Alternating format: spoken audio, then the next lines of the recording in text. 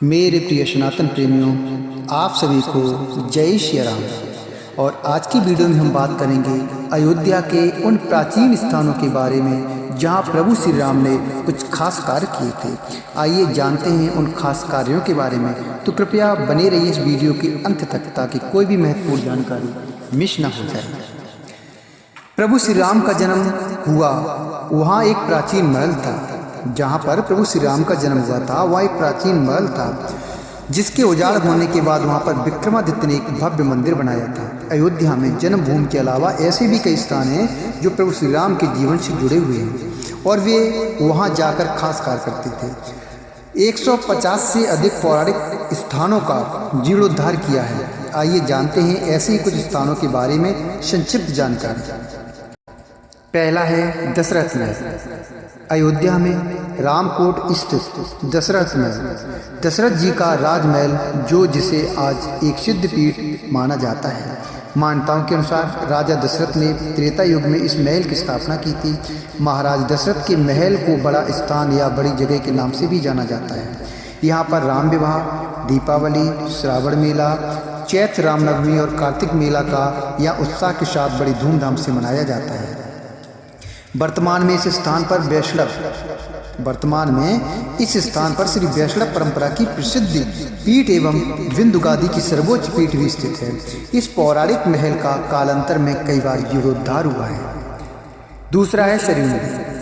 अयोध्या में सरयू नदी इस बात की गवाह है कि जिसे पार करके भगवान प्रभु श्री राम वनवास के लिए गए थे और अंत में जिस नदी में प्रभु श्री राम ने जल समाधि ले ली थी, मान्यता के अनुसार इस नदी में स्नान करने से सभी पापों से मुक्ति मिल जाती है और प्रभु श्री राम का आशीर्वाद भी मिलता है। सरयू नदी के गुप्तार घर पर ही श्री राम ने ध्यान किया था और यहीं उन्होंने जल समाधि भी ली थी।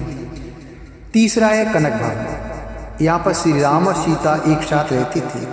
यह भवन नए स्वरूप में आज भी विद्यमान है। इसे कनक भवन इसलिए कहते हैं क्योंकि यहाँ पर प्रभु श्री राम और सीता सोने का मुकुट पहने हुए हैं। सोना यानी सोना यानी कनक को ही सोना कहते हैं, इसलिए इसको कनक भवन नाम से जानते हैं। और अगला है नंदीग्राम।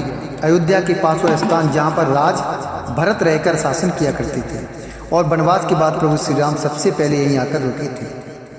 अगला है दंत धावन कुंड। जहाँ प्रभु राम अपने दांतों की सफाई करते थे उस स्थान को दंत धावन कुंड या राम दातौन कहते हैं।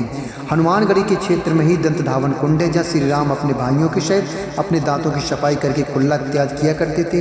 इसे ही राम दातौन भी कहते हैं। इस कुंड में कई दुर्लभ प्रजाति के कछुए तैरते रहते हैं।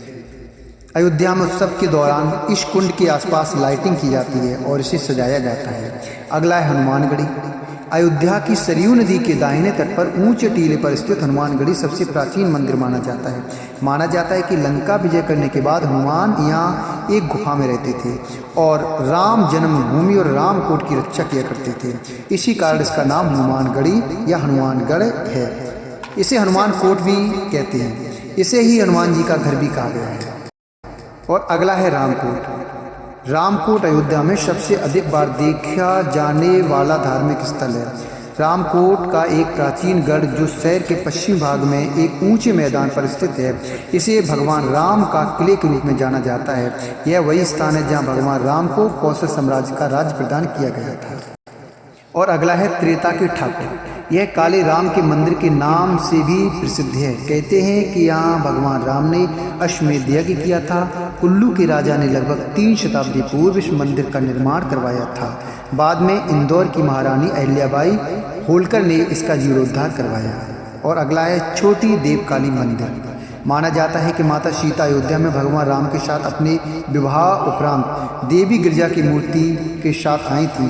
राजा दशरथ ने एक सुंदर मंदिर का निर्माण करवाया तथा इस मूर्ति को मंदिर के गर्भगृह में स्थापित किया था। वर्तमान में यह मंदिर देवी देवकाली को समर्पित है। इसके अलावा यहाँ सीता कुंड, दशरथ कुंड, विभीषण कुंड है जो उनके निजी हुआ करते थे। इसके अलावा वशिष्ठ कुंड, लोमेश गणेश कुंड, सूर्य कुंड, शत्रुघ्न कुंड और बृहस्पति कुंड भी है।